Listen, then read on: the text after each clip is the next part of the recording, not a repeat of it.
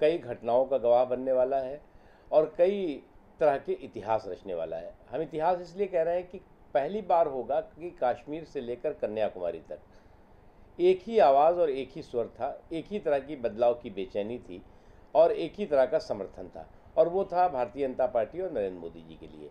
और कांग्रेस पार्टी के करप्शन और कुशासन के खिलाफ जो क्रोध क्रांति थी, वो क्रोध क्रांति आंधी और तूफान बनकर के पूरे देश में दिखाई पड़ी, हर वर्ग में दिखाई पड़ी, समाज के सभी हिस्सों में दिखाई पड़ी। इसलिए हमारा मानना है कि जो आज की परिस्थितियां हैं, उन परिस्थितियों में भारतीय जनता पार्टी और एनडीए 350 सीटों से ज़्यादा लेकर के और एक स्टेबल सरकार, एक कैपेबल सरकार, एक स्ट्रांग सरकार बनाएगा। तो ये तो आने जाने का क्रम जो है वो गठबंधन का युग है, गठबंधन की राजनीति है, उससे आप इनकार नहीं कर सकते।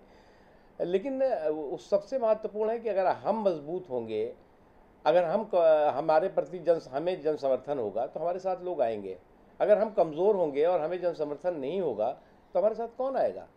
कांग्रेस पार्टी का हश्र आज बहुत बुरी, इस बिहार हो, उत्तर प्रदेश हो या देश का और देश के और हिस्से हो, हर जगह जो है वो नरेंद्र मोदी जी के प्रति विश्वास, नरेंद्र मोदी जी और भारतीय जनता पार्टी के प्रति समर्थन दिन दूना रात चौगुना बढ़ा है। लेकिन यूपी में हमें लगता है कि हम 60 से ज़्यादा सीटें जीतेंगे।